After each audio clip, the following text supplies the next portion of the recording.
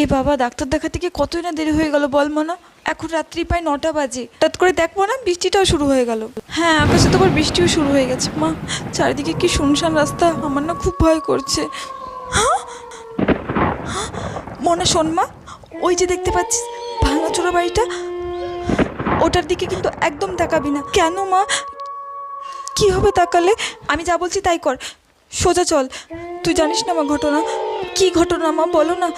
শোন তাহলে, ওই যে দেখতে পাচ্ছিস ভাঙাচোরা ওই বাড়িটা, ওইখানে একজন ভদ্রলোক আর ভদ্রমহিলা বাস করতো। সে অনেক যুগের ঘটনা, প্রায় 10 বছর।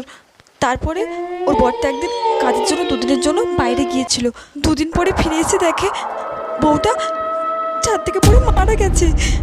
তারপর থেকে ওই বাড়িটার দিকে আর কেউ তাকায় না, আর ওখান থেকে নাকি খুব কান্নার শব্দও আসে, আর সবাইকে নাকি ওই বাড়িটার দিকে টানে। তাই সে ওদিকে কেউ তাকায় না। সোজা চল মা, সোজা চল।